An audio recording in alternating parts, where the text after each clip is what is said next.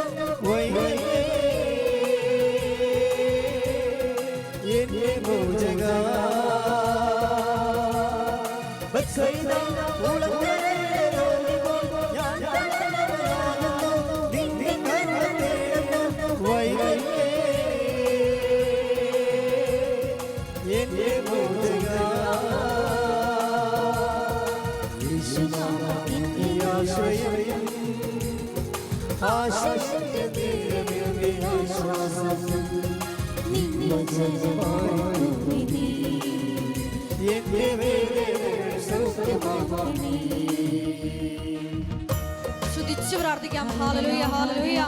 കൂടി ഈ ധ്യാനം നയിക്കുവാൻ പോകുന്ന ബഹുമാനപ്പെട്ട വി.പി. ജോസഫ് അച്ഛനെ ദിവ്യകാരുണ്യ സന്നിധിയിൽ സമർപ്പിച്ച് ഒരു നിമിഷം പ്രാർത്ഥിക്കാം. അച്ഛന്റെ ആരോഗ്യത്തെ സമർപ്പിച്ച് പ്രാർത്ഥിക്കാം. ശുശ്രൂഷയിൽ ഉടനീളം ഞങ്ങളോട് സംസാരിക്കണമേ എന്ന് പ്രാർത്ഥിക്കാം. Hallelujah, hallelujah.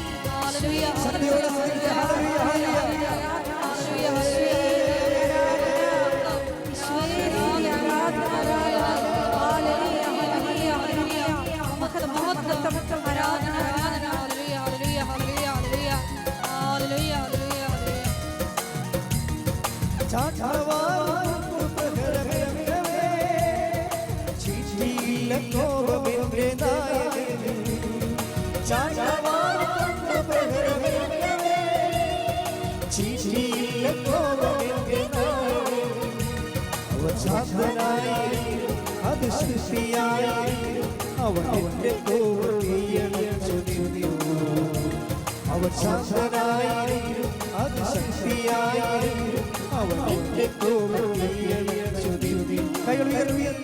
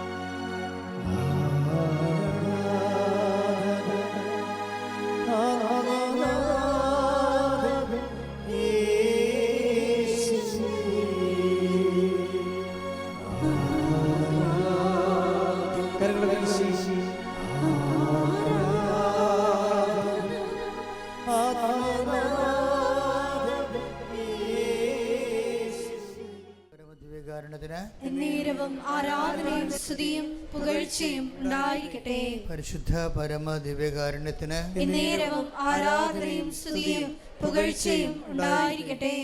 പരിശുദ്ധ പരമ ദിവ്യകാരുണ്യത്തിന് എന്നേരവും ആരാധനയും സ്തുതിയും പുകഴ്ചയും ഉണ്ടായിരിക്കട്ടെ. ഏറ്റു പ്രാർത്ഥിക്കുക. കർത്താവായ ദൈവമേ, കർത്താവായ ദൈവമേ, പരിശുദ്ധ കുർബാനയില് അങ്ങയുടെ സാന്നിധ്യത്തെ ഈ ആരാധനയില്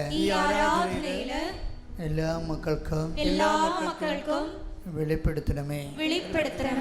പ്രത്യേകിച്ച് വലിയ ഹൃദയഭാരത്തോടെ അങ്ങയുടെ തിരുസന്നിധിയിൽ കണ്ണീർ വാർത്ത് എത്തിയിരിക്കുന്ന എല്ലാവരെയും പരിശുദ്ധമ്മേ, ദേവമാതാവേ, ഇപ്പോഴ് ഈ നിമിഷം ഞങ്ങൾക്ക് എല്ലാവർക്കും വേണ്ടി പരിശുദ്ധ കുർബാനയോട് പരിശുദ്ധ കുർബാനയിൽ എഴുന്നള്ളിയിരിക്കുന്ന ഈശോ തമ്പുരാനോട് മധ്യസ്ഥ വഹിക്കണമേ. കണ്ണീരോടെയാണ് അവർ വരുന്നത്. ഞാൻ അവരെ ആശ്വസിപ്പിച്ച് നയിക്കും എന്നരുളി ചെയ്ത ദൈവത്തിന്റെ വാഗ്ദാനം സൗഖ്യമായി കടങ്ങളുടെ സമാശ്വാസമായി ജീവിതത്തിലെ സ്വസ്ഥതയും സുരക്ഷിതവുമായി സർവോപരി അമ്മ അനുഭവിച്ച അതേ ക്രിസ്തു അനുഭവം ഞങ്ങൾക്ക് അവകാശമാകാൻ ഈ ആരാധനയുടെ നിമിഷം ഓ ദൈവമേ അഭിഷേകമായി അറിവായി അനുഭവമായി ഞങ്ങളിൽ നിറയണമേ. ഓ ദൈവമേ അറിവായി അഭിഷേകമായി അനുഭവമായി ഞങ്ങൾ നിറയണമേ. അടയാളങ്ങൾ ലഭിക്കട്ടെ. അങ്ങയുടെ സാന്നിധ്യം അറിയട്ടെ. ദൈവജനം ഉണരട്ടെ. ഭൂമിയുടെ അതിർത്തികൾ വരെ ക്രിസ്തുവിന്റെ മഹത്വം പ്രകടമാകട്ടെ. യേശുവേ സ്തോത്രം, യേശുവേ നന്ദി, യേശുവേ ആരാധന. ഹല്ലേലൂയ, ഹല്ലേലൂയ, ഹല്ലേലൂയ, യേശുവേ സ്തോത്രം, യേശുവേ നന്ദി, യേശുവേ ആരാധന. ഹല്ലേലൂയ, സ്തുതിക്കട്ടെ. ഹല്ലേലൂയ, യേശുവേ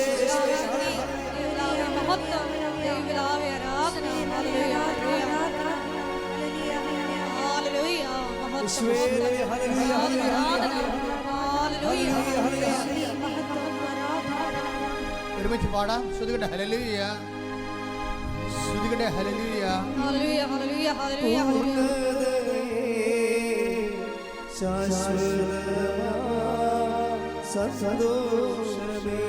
ഒരുമിച്ച് എല്ലാവരും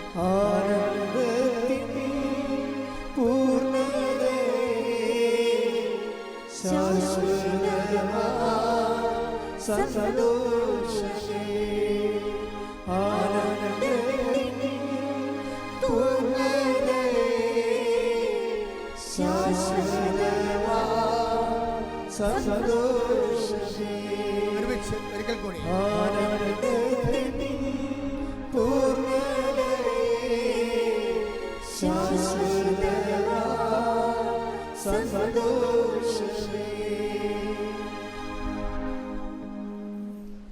എൻ്റെ പേര് ജോസ്, എൻ്റെ ഭാര്യയുടെ പേര് ജിജി.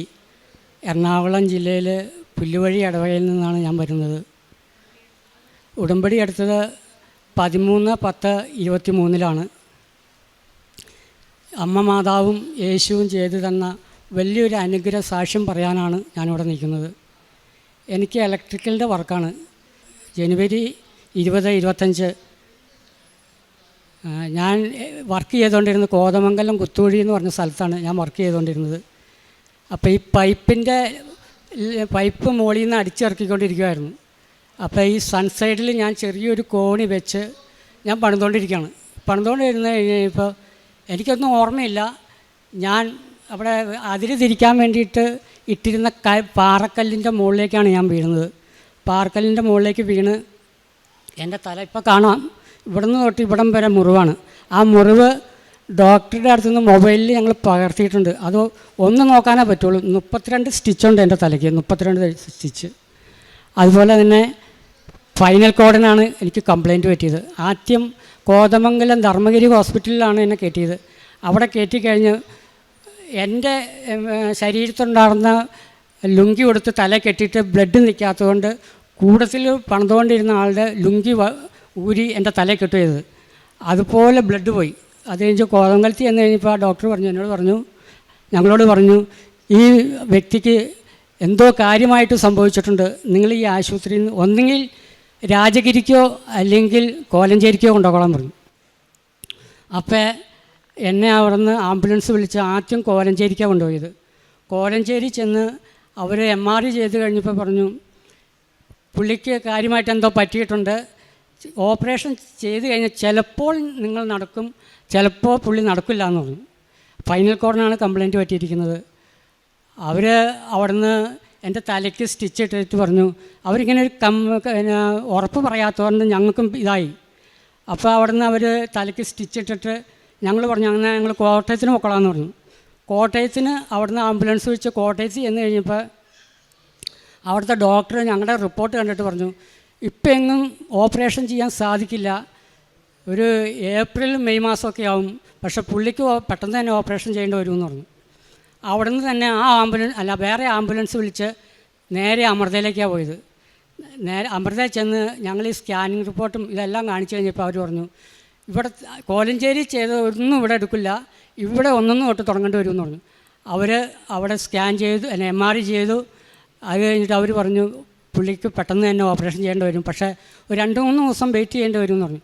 അപ്പോൾ 8 കിലോ തൂക്കമുള്ള കട്ടി ബാക്കിൽ നിന്ന് എന്നെ ഇടുകയത് പുറകിലേക്ക്. അത് ഈ കഴുത്ത് നേരെയായിട്ട് വേണം ഓപ്പറേഷൻ ചെയ്യാമെന്ന് പറഞ്ഞു. അങ്ങനെ 4 ദിവസം ICU കിടന്നു. അത് കഴിഞ്ഞിട്ട് എന്നെ ഓപ്പറേഷൻ ചെയ്യാൻ വേണ്ടി കൊണ്ടുപോയി. ഓപ്പറേഷൻ ചെയ്യാനായിട്ട് കൊണ്ടുചെന്ന് കഴിഞ്ഞപ്പോൾ ഓപ്പറേഷൻ ചെയ്യാൻ തുടങ്ങി ഡോക്ടർ തോളത്ത് തട്ടിക്കൊണ്ട് എന്നോട് പറഞ്ഞു, you are A lucky man, നിങ്ങൾ ദൈവാനുഗ്രഹമുള്ളൊരു വ്യക്തിയാണ്, അല്ലെങ്കിൽ നിങ്ങളുടെ സ്കാനിങ്ങിൽ കണ്ടതനുസരിച്ചാണെങ്കിൽ നിങ്ങൾ എഴുന്നേറ്റ് നടക്കില്ലാത്ത വ്യക്തിയാണെന്ന് പറഞ്ഞു. അങ്ങനെ അവിടെ വെച്ച് എന്നെ ഓപ്പറേഷൻ ചെയ്തു. അങ്ങനെ 14 ദിവസം അമൃതയിൽ ട്രീറ്റ്മെൻറ്റായിട്ട് കഴിഞ്ഞു. 14 ദിവസം കഴിഞ്ഞപ്പോൾ എന്നെ ഡിസ്ചാർജ് ചെയ്തു. പക്ഷെ ആ ഓപ്പറേഷൻ ചെയ്യുന്ന സമയത്തും അല്ലാത്തപ്പോഴൊക്കെ എൻ്റെ ആൾക്കാർ എൻ്റെ ഭാര്യേനെയും എൻ്റെ വീട്ടുകാരെയും വിളിച്ചിട്ട് പറഞ്ഞു, മഹാ അത്ഭുതമാട്ടോ, കാരണം ഇങ്ങനെ MRI കണ്ടതനുസരിച്ച് ജോസ് എന്ന് പറഞ്ഞ വ്യക്തി എഴുന്നേറ്റ് നടക്കില്ല. ഒന്നില്ലെങ്കിൽ ചിലപ്പോൾ എഴുന്നേറ്റ് എടുക്കും, പക്ഷേ ഇതിൻ്റെ റിസൾട്ട് കണ്ടതനുസരിച്ച് പുള്ളി 0 പോയിൻറ്റിലാണ്, മലോ മൂത്രോ പോകും, അങ്ങനെ കിടക്കുകയുള്ളൂ എന്ന് പറഞ്ഞു. അപ്പോൾ ഈ കോലഞ്ചേരിയിൽ വെച്ച് എൻ്റെ ഭാര്യയോട് പറഞ്ഞില്ല എനിക്ക് എന്താ സംഭവിച്ചതെന്ന്. ഫോൺ വിളിച്ച് പറഞ്ഞു, ഇതേ ജോസ് ഇങ്ങനെ വീണു, കാലിനാണ് പറ്റിയെന്ന് പറഞ്ഞു. അപ്പോൾ ജിജി അവിടെ നിന്ന് ഭാര്യ ഓട്ടോറിക്ഷ വിളിച്ച് അവിടെ ആശുപത്രിയിൽ വന്നു. ആശുപത്രിയിൽ വന്നപ്പോൾ ഒത്തിരി ആൾക്കാർ കൂടി നിൽക്കുകയാണ്. അപ്പോൾ കുറച്ച് കഴിഞ്ഞപ്പോൾ ഈ ICU നിന്ന് ഡോക്ടർ ഇറങ്ങി വന്നു. അപ്പോൾ ജിജി ചോദിച്ചു എന്താ പറ്റിയെന്ന് ചോദിച്ചു. കുഴപ്പമൊന്നുമില്ല. അപ്പോൾ ജിജിയുടെ വർക്ക് ഡോറ് തള്ളി തുറന്ന് അകത്തേക്ക് ചെന്ന് കഴിഞ്ഞപ്പോൾ എൻ്റെ 2 കണ്ണ് മാത്രമേ കാണാൻ പറ്റുള്ളൂ, ബാക്കി തല മൊത്തം കെട്ടിയേക്കുക. അപ്പം തന്നെ ജിജി പറഞ്ഞു, മാതാവേ എൻ്റെ മകനെ രക്ഷിക്കണം, ആ മോൻ ഉടമ്പടി എടുത്തിരിക്കുന്നതാണ്, മാതാവിൻ്റെ അടുത്തുനിന്ന് ഉടമ്പടി എടുത്തിരിക്കുന്നതാണ്, എൻ്റെ മോനെ രക്ഷിക്കണം എന്നും പറഞ്ഞ് അപ്പം തന്നെ കാലയിലും കയ്യിലും നെഞ്ചത്തും തൈലം പറ്റി. അങ്ങനെ ഓപ്പറേഷൻ ചെയ്തു. ഞങ്ങൾ ഡിസ്ചാർജ് ചെയ്ത് വീട്ടിൽ പോയി. 2 മാസത്തേക്ക് മരുന്ന് തന്നു വിട്ടു. 2 മാസം കഴിയുമ്പോൾ വന്ന് കാണുമെന്ന് പറഞ്ഞു. അപ്പം അമൃതയിലെ ന്യൂറോ സർജൻ സതീഷ് കെ മേനോനാണ് മെയിൻ ആൾ. ആ പുള്ളീനാണ് കാണുന്നത്. ചെന്ന വഴി ഡോക്ടർ എന്നോണ്ട് വിശേഷം എന്നല്ല ചോദിച്ചത്, you are A lucky man, നിങ്ങൾക്ക് ദൈവാനുഗ്രഹം. ആ ഡോക്ടർ ഒരു ഹിന്ദുവാണ്.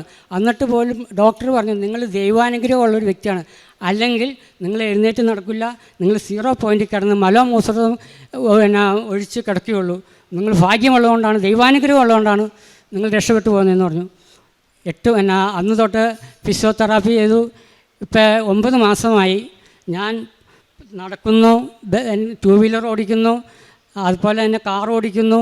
എൻ്റെ പഴയ ജോലിയിലേക്ക് തന്നെ ഞാൻ കയറി. ഇപ്പോൾ 1 മാസമായി എൻ്റെ പഴയ ജോലി തന്നെ ഞാൻ ഭംഗിയായിട്ട് ചെയ്യുകയാണ്. ഇത് ഡോക്ടർ തന്നെ പറഞ്ഞു, ഞങ്ങളൊരു ഓപ്പറേഷൻ ചെയ്തു എന്നല്ലാതെ ഞങ്ങൾ വേറെ ഒന്നും ചെയ്തിട്ടില്ല. ഇത് ദൈവാനുഗ്രഹം കൊണ്ട് മാത്രമാണ് നിങ്ങൾ എഴുന്നേറ്റ് നടക്കുന്നതും ജോലി ചെയ്യുന്നതും നിങ്ങൾ രക്ഷപ്പെട്ടു പോകുന്നതും.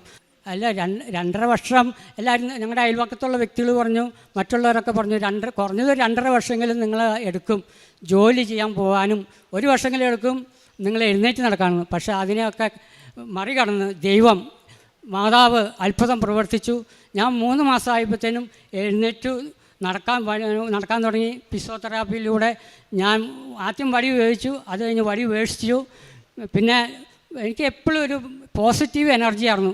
എന്നെ ഫിസിയോതെറാപ്പി ചെയ്യാനായിട്ട് വന്നത് അങ്കമാലിയിലെ ഡോക്ടറാണ്, ഫിസിയോതെറാപ്പി ഡോക്ടറാണ് വന്നത്. ഡോക്ടർ പറഞ്ഞു ജോസിനൊരു പോസിറ്റീവ് എനർജി ഉണ്ട്.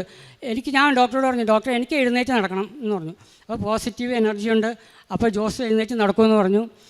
അതുപോലെ നിങ്ങളുടെ പ്രാർത്ഥനയും വേണമെന്ന് പറഞ്ഞു. അങ്ങനെ എല്ലാവരുടെയും പ്രാർത്ഥന, ഒത്തിരി പേര് വിദേശത്തിരുന്ന് പ്രാർത്ഥിച്ചു.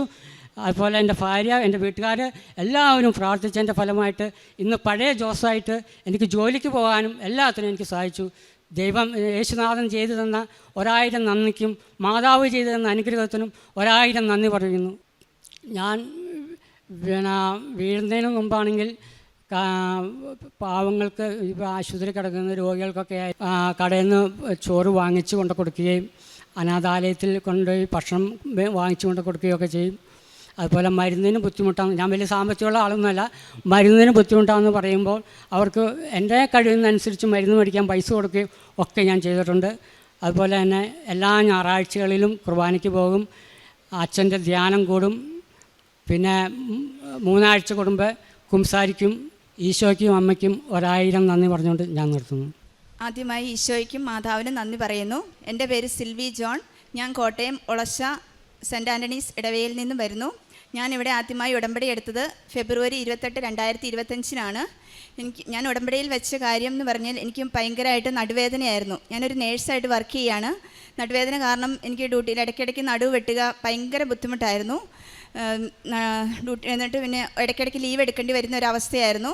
അവസാനം മാനേജ്മെൻറ്റ് തന്നെ എന്നോട് പറഞ്ഞു, ഇങ്ങനെ ലീവ് എടുത്തു കഴിഞ്ഞാൽ ബാക്കി സ്റ്റാഫ്മാർക്കൊക്കെ ഭയങ്കര ബുദ്ധിമുട്ടാവുമെന്ന് പറഞ്ഞ് ഞാൻ പിന്നെ ന്യൂറോ സർജനെ കണ്ടു. സർജൻ പറഞ്ഞത് ഇങ്ങനെ പോയി കഴിഞ്ഞാൽ ശരിയാക്കിയല്ല, കംപ്ലീറ്റ് ബെഡ് റെസ്റ്റ് എടുക്കേണ്ടി വരും, അല്ലെങ്കിൽ 50% സർജറിയും പറഞ്ഞു, അല്ലെങ്കിൽ പൂർണ്ണമായിട്ട് തളർന്നു പോകാനുള്ള ചാൻസും ഉണ്ടെന്ന് പറഞ്ഞു. അങ്ങനെ പറഞ്ഞ് ഞാൻ അവിടുന്ന് റിസൈൻ കൊടുത്തു. 1 മാസം ഞാൻ അവരുടെ മെഡിസിൻ കഴിച്ച് ബെഡ് റെസ്റ്റ് എടുത്തു. 1 മാസത്തിന് ശേഷം ഇവിടെ വന്ന് ഞാൻ ഉടമ്പടി എടുത്തു. മാതാവിനോട് മുട്ടിപ്പായിട്ട് പ്രാർത്ഥിച്ചു. കാരണം എനിക്ക് ജോലി ചെയ്യാതിരിക്കാൻ ഒരു നിവൃത്തിയില്ല. എനിക്ക് 3 കുഞ്ഞുങ്ങളാണ്. അപ്പം അവർക്ക് കൊച്ചു കുഞ്ഞുങ്ങളാണ്. അപ്പം അവർക്കുടെ കാര്യങ്ങൾ നോക്കണമെങ്കിൽ ജോലിയില്ലാതെ ഒരു നിവൃത്തിയില്ല. മാതാവിനോട് കരഞ്ഞ് പ്രാർത്ഥിച്ച് ഉടമ്പടി എടുത്തു. മാതാവിൻ്റെ ഉപ്പും തൈലവും എല്ലാ ദിവസവും രാവിലെയും വൈകിട്ടും എല്ലാം പുരട്ടി എല്ലാം തേനും എല്ലാം ഉപയോഗിച്ചു. അതിനുശേഷം 1 മാസത്തിന് ശേഷം എനിക്ക് ഒത്തിരി വ്യത്യാസം വന്നു. കാലിലേക്കൊക്കെ ഭയങ്കരമായിട്ട് വേദന ഇറങ്ങുമായിരുന്നു. കുനിയാനും വീട്ടിലെ ജോലികളൊന്നും ചെയ്യാൻ വയ്യാത്തൊരവസ്ഥയായിരുന്നു. പിന്നീട് ഞാൻ ഇവിടെ വന്ന് എല്ലാം ഉപയോഗിച്ച് പൂർണ്ണമായിട്ട് മാറിയത്. അതിനുശേഷം ഞാൻ വേറൊരു സ്ഥലത്തേക്ക് ഒരു ജോലി, അവിടെ തന്നെ ഞാൻ 2ാമത് കയറുവാനായിട്ട് ശ്രമിച്ചു. അവരെന്നെ സമ്മതിച്ചില്ല. അവരുടെ ഒരു ചെറിയൊരു ക്ലിനിക്ക് ഉണ്ടായിരുന്നു. അവിടെയും അവരെന്നോട് പറഞ്ഞത്, സിസ്റ്റർ ഇവിടുന്ന് നടുവിന് വേദനയായിട്ട് പോയതല്ലേ, അപ്പോൾ ഞങ്ങൾക്ക് തിരിച്ചെടുക്കാൻ പറ്റുകയില്ല, പിന്നെ ഇടയ്ക്കിടയ്ക്ക് ലീവ് എടുക്കേണ്ടി വന്നു കഴിഞ്ഞാൽ എന്ത് ചെയ്യും? എനിക്ക് ഭയങ്കര ഒരു മനപ്രയാസമായിരുന്നു. പിന്നീട് ഞാൻ വേറെ ഹോസ്പിറ്റലിൽ ബയോഡേറ്റ കോട്ടയം കാരിത്താസ് ഹോസ്പിറ്റലിൽ ബയോഡേറ്റ കൊടുത്ത് അവർ എന്നെ ഇൻ്റർവ്യൂവിന് വിളിച്ചു. മാതാവിൻ്റെ കാശുരൂപവും ഉപ്പും തൈലവും ഞാൻ പുരട്ടി. ഉപ്പ് ഞാൻ കയറുന്നിടത്ത് അവിടെ എല്ലാം വിതറിയിട്ടാണ്, വിശ്വാസപ്രമാണം ചൊല്ലി വിതറിയിട്ടാണ് ഞാൻ ഇൻ്റർവ്യൂവിന് പോയത്. എനിക്ക് നല്ലൊരു ടെൻഷൻ ഉണ്ടായിരുന്നു. അവർ ചോദിക്കുന്ന ചോദ്യങ്ങൾക്കെല്ലാം നന്നായിട്ട് ഉത്തരം പറയാൻ സാധിച്ചു. പിന്നെ അവിടെ കിട്ടിയതും ഗ്യാസ്ട്രോ സർജറി ഡിപ്പാർട്ട്മെൻറ്റായിരുന്നു. നല്ല ഒത്തിരി ഹെവി ഡ്യൂട്ടിയുള്ള ഡിപ്പാർട്ട്മെൻറ്റിന് ഇപ്പോൾ 4 മാസമായിട്ട് ഞാൻ കണ്ടിന്യൂസ് ഡ്യൂട്ടി ചെയ്യുന്നത്. പക്ഷേ വേറെ ഒരു ബുദ്ധിമുട്ടും ഇല്ലാതെ നടുവേദന എൻ്റെ പൂർണ്ണമായിട്ട് മാറി. ആദ്യം ചെയ്ത ഹോസ്പിറ്റലിനെ കഴിഞ്ഞും ഇരട്ടി സാലറിയോട് കൂടിയാണ് എനിക്കിവിടെ ജോലി കിട്ടിയത്. പിന്നീട് എനിക്ക് കാലിന് വിരലിലൊരു സ്വെല്ലിംഗ് ഉണ്ടായിരുന്നു. ഭയങ്കര വേദനയായിരുന്നു. ചെരുപ്പിടാനോ ഒന്നും പറ്റാത്ത ഒരവസ്ഥയായിരുന്നു. മിന്നുന്ന വേദനയായിരുന്നു. അത് ഓർത്തോ ഡോക്ടറിനെ കാണിച്ചപ്പോഴത്തേനും അത് എല്ല് വളരുന്ന ഒരവസ്ഥയാണെന്ന് പറഞ്ഞു. എല്ല് വളർന്ന് അത് കൂടുകയാണെന്നുണ്ടെങ്കിൽ പിന്നീട് അത് സർജറി ചെയ്ത് കട്ട് ചെയ്യേണ്ടി വരുമെന്ന് പറഞ്ഞു. മാതാവിൻ്റെ തൈലം തൂത്തതിന് ശേഷം അത് പൂർണ്ണമായിട്ട് മാറി. ഇപ്പം എനിക്കൊരു ബുദ്ധിമുട്ടുമില്ല, വേറെ പ്രശ്നങ്ങളൊന്നുമില്ല. പിന്നെ മൂന്നാമതായിട്ട് പറയുകയാണ്, വീട്ടിൽ എപ്പം പ്രത്യേകിച്ച് പ്രാർത്ഥന വൈകിട്ട് കൊന്തയുടെയൊക്കെ സമയത്താണ് മക്കൾ എല്ലാവരും ഭയങ്കര ചിലപ്പോൾ അങ്ങോട്ടും ഇങ്ങോട്ടും പറഞ്ഞ് ഭയങ്കര വഴക്കൊക്കെ ആയിരുന്നു. ഞാൻ ഉപ്പ് വിശ്വാസപ്രമാണം ഈ വീടിന് ചുറ്റും വിതറി. അത് കഴിഞ്ഞതിന് ശേഷം ഒരു പ്രശ്നവും ഇല്ല. അങ്ങോട്ടും ഇങ്ങോട്ടും നന്നായിട്ട് പ്രാർത്ഥനയിലൊക്കെ നന്നായിട്ട് ചെയ്യാനും എല്ലാം സാധിക്കുന്നുണ്ട്. കാരുണ്യപ്രവൃത്തിയായിട്ട് ഞാൻ ചെയ്തുകൊണ്ടിരുന്ന എല്ലാ ആഴ്ചയിലും 10 പൊതി ചോറ് പാവപ്പെട്ടവർക്ക് കൊടുക്കുവാനും ബസ് സ്റ്റാൻഡിലും വയ്യാത്തവർക്കൊക്കെ കൊണ്ട് കൊടുക്കുവാനും ശ്രമിക്കുമായിരുന്നു. അപ്പം കൊടുക്കുന്നതിന് ഇടയ്ക്കൊക്കെ ആണെങ്കിലും ബസ് സ്റ്റോപ്പിലൊക്കെ കൊണ്ട് കൊടുക്കുമ്പം ഇങ്ങനെ പോലീസുകാർ കോട്ടയം നാമ്പടത്തൊക്കെ കൊടുക്കുമ്പം പോലീസുകാർ പറയുമായിരുന്നു, എന്തിനാ ഇങ്ങനെ കൊണ്ട് കൊടുക്കുന്നേ, അങ്ങനെ കൊടുത്തു കഴിഞ്ഞാൽ നിങ്ങൾ കൊണ്ട് കൊടുത്തിട്ട് പോകും, എന്നിട്ട് പിന്നെ ഇവർ ഈവനിങ്ങിൽ അവർക്ക് കിട്ടുന്ന പൈസ കൊണ്ട് കുടിച്ച് അവർ അങ്ങോട്ടും ഇങ്ങോട്ടും വഴക്കുണ്ടാക്കുമോ എന്നൊക്കെ പറഞ്ഞു. പിന്നെ അവിടെ നിന്ന് മാറി വേദന തീരെ വയ്യാത്തവർക്ക് കണ്ടുപിടിച്ച് അവർക്ക് കൊടുക്കാറുണ്ടായിരുന്നു. ഇപ്പം ജോലിക്ക് കയറി പിന്നെ പൊതിച്ചോറ് കൊടുക്കാൻ പറ്റിയില്ലേ പോലും അടുത്തുള്ള ആൾക്ക് കയ്യിൽ ഉള്ള സഹായം മറ്റുള്ളവർക്ക് കൊടുക്കാൻ ശ്രമിക്കാറുണ്ട്. പിന്നെ പത്രമായിട്ട് എല്ലാ മാസവും വന്ന് പത്രം മേടിച്ച് കൊടുക്കാറുണ്ടായിരുന്നു. ഹോസ്പിറ്റലിലും OPD ഇങ്ങനെ കെട്ടുകണക്കിന് പത്രവും ആരും എടുക്കാതെ ഇങ്ങനെ ഇരിക്കുന്നത് അത് കൊണ്ടുപോയി കൊടുക്കാറുണ്ട്. പിന്നെ പള്ളിയിലും ഒത്തിരി പത്രം കിട്ടിയിട്ടുണ്ട്, അതൊക്കെ എടുത്ത് കൊണ്ട് കൊടുക്കാറായിട്ടുണ്ടായിരുന്നു. പിന്നെ ഹോസ്പിറ്റലാണെങ്കിലും ഭയങ്കര ദേഷ്യം കൺട്രോൾ ചെയ്യാൻ പറ്റാത്തൊരവസ്ഥയായിരുന്നു. പേഷ്യൻസിനോടാണെങ്കിലും ചില സമയത്ത് അവർ തെരുതരെ വിളിക്കുകയൊക്കെ ചെയ്യും, ചിലപ്പം ദേഷ്യം തോന്നാറുണ്ട്. പിന്നെ അവരോട് നന്നായിട്ട് സംസാരിക്കാനും അവർക്ക് വേണ്ട സഹായങ്ങളൊക്കെ ചെയ്തു കൊടുക്കാനും അവരോട് നല്ല സ്നേഹത്തോടെ പെരുമാറുവാനും സംസാരിക്കുവാനും ഒക്കെ സാധിച്ചിട്ടുണ്ട്. അപ്പോൾ അവർ പറയാറുണ്ട്, സിസ്റ്റർ വന്നു കഴിയുമ്പോഴത്തേനും നല്ലൊരു ആശ്വാസമാണ്, നല്ലൊരു ഇതാണ് ഞങ്ങൾക്ക് വേണ്ട മരുന്നൊക്കെ പറഞ്ഞ് ഒത്തിരി ഇത് പറയാറായിട്ടുണ്ടായിരുന്നു. ഉടമ്പടി എനിക്കിപ്പോഴും ഉടമ്പടി കണ്ടിന്യൂ ചെയ്യാനായിട്ടാണ് പൂർണ്ണമായിട്ട് ഞാൻ ആഗ്രഹിക്കുന്നത്. എനിക്ക് പിന്നെ രാവിലെയും വൈകിട്ടുമുള്ള പ്രാർത്ഥനകളൊക്കെ ഞാൻ പൂർണ്ണമായിട്ട് ചെല്ലാറുണ്ട്. അച്ഛൻ്റെ ധ്യാനങ്ങളും ഒക്കെ ഞാൻ അന്ന് കേൾക്കാൻ പറ്റിയില്ലേ പോലും വേറെ ദിവസങ്ങളിരുന്ന് ഞാൻ കേട്ട് മറ്റുള്ളവർക്ക് ഷെയർ ചെയ്ത് കൊടുക്കാറുണ്ട്. 2 ആഴ്ച കൂടുമ്പോഴുള്ള കുമ്പസാരവും ചെയ്യാറുണ്ട്. എൻ്റെ വീടിന് തൊട്ടുമുറ്റത്താണ് പള്ളി എങ്കിൽ പോലും എനിക്ക് പള്ളിയിൽ പോകാനായിട്ട് ഭയങ്കര മടിയായിരുന്നു. രാവിലെ എഴുന്നേൽക്കാനൊക്കെ ഭയങ്കര മടിയായിരുന്നു. ഉടമ്പടി എടുത്തതിന് ശേഷമാണ് എല്ലാ ദിവസവും തന്നെ പള്ളിയിൽ പോകുവാനും ഡ്യൂട്ടി അനുസരിച്ച് ഞാൻ എല്ലാ ദിവസവും മിക്ക ദിവസവും തന്നെ പള്ളിയിൽ പോകാനായിട്ടൊക്കെ സാധിക്കുന്നുണ്ട്. കുമ്പസാരിക്കുവാനും എല്ലാം അതനുസരിച്ച് രീതിയിൽ സാധിക്കുന്നുണ്ട്. ഇത്രയും അനുഗ്രഹങ്ങൾ തന്ന ഈശോയ്ക്കും മാതാവിനും 1000 നന്ദി.